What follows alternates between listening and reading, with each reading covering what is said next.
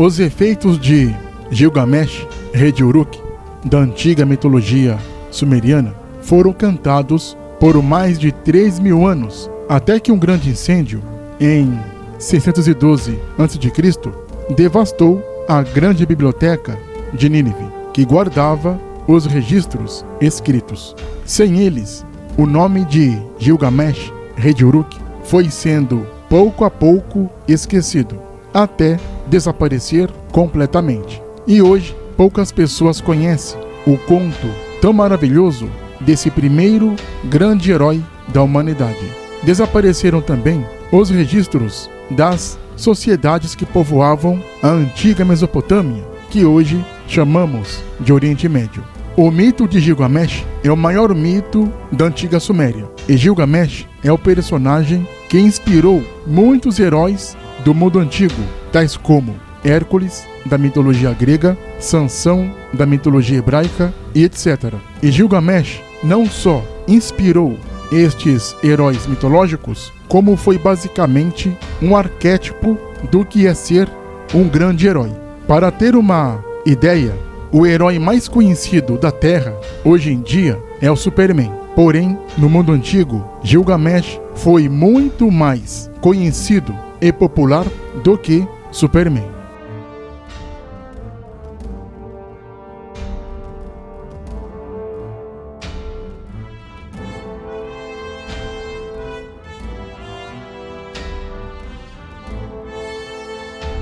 Mais de 2.400 anos se passaram do grande incêndio que devastou a grande biblioteca de Nínive, quando o arqueólogo britânico Austin Henry Layard descobriu as ruínas que estavam soterradas da biblioteca de Nínive, isto em meados do século XIX. E nesta biblioteca foram encontrados cerca de 30.000 plaquetas de argila com escrita cuneiforme. Eram fragmentos que formavam 1.200 textos distintos. Entre eles estavam as 12 plaquetas contendo a famosa epopeia de Gilgamesh. E a fabulosa história deste grande herói foi recuperada 4.800 anos depois de seu reinado. E mais uma vez encantou historiadores como também o público leigo.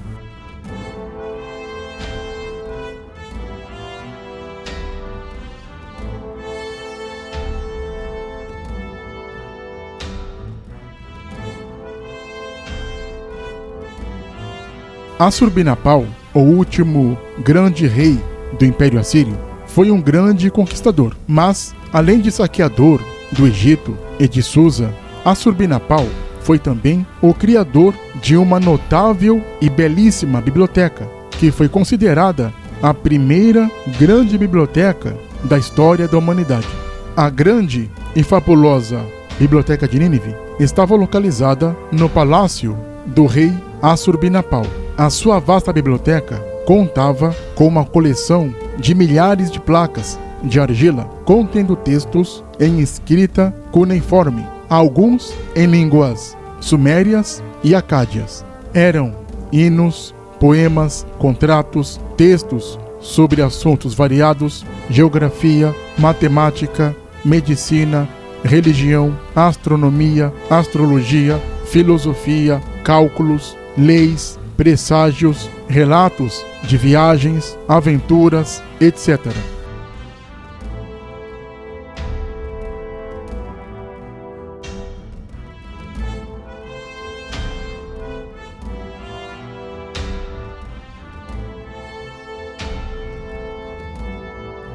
O rei Assurbanipal, que tinha grande interesse pela literatura e erudição, enviou escribas aos centros de saber da Babilônia, Uruk, Nippur e Akkad, com a missão de copiar em tabuletas de argila todos os assuntos então recorrentes na época. Os escribas também traduziram as antigas escritas sumerianas para o semítico acadiano e aramaico.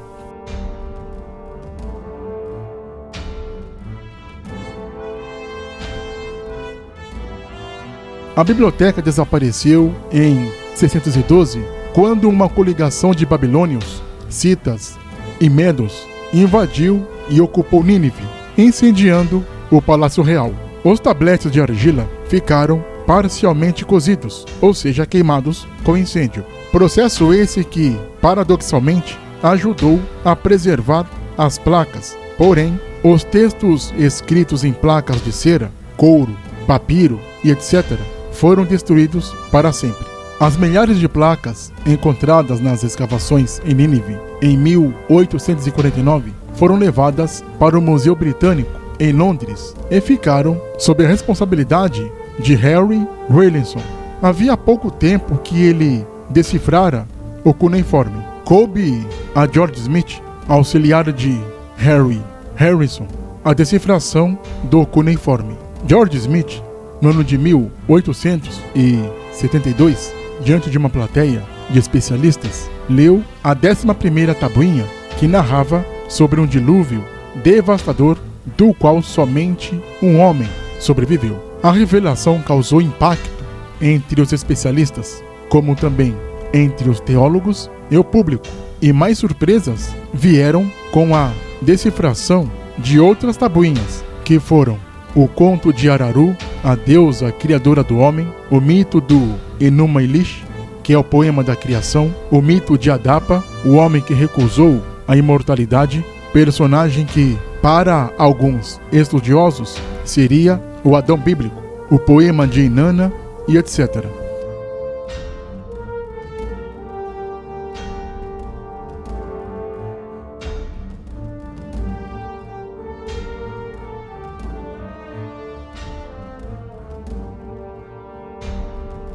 O impacto destas descobertas desafiavam, na época, a erudição literária, como também os teólogos bíblicos, e lançavam para sempre novas bases e novos conceitos sobre a história da humanidade. A epopeia de Gilgamesh já circulava por volta do ano de 3100 a.C., mas é certo que esta história é de uma data muito anterior. Diante dessa citação, todas as literaturas ditas então como sendo as primeiras histórias mostravam-se que não eram as primeiras histórias, porque tudo teria uma origem na Suméria. Como também foi descoberto que os egípcios não são os povos que deram o pontapé inicial na civilização, e sim os sumérios.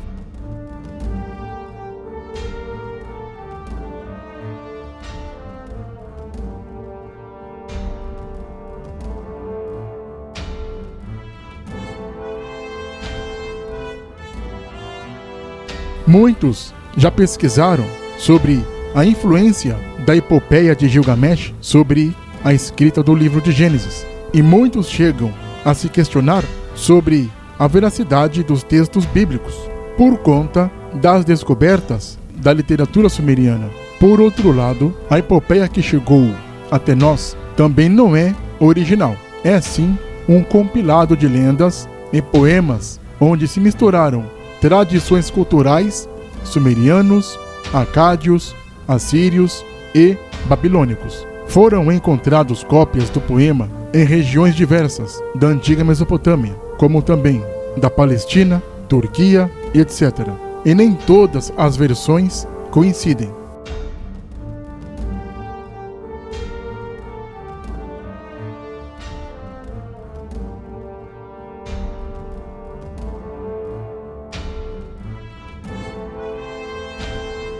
A epopeia de Gilgamesh, assim como o livro do Gênesis, poderiam ser tidos influenciados por histórias ainda mais antigas difundidas no Oriente.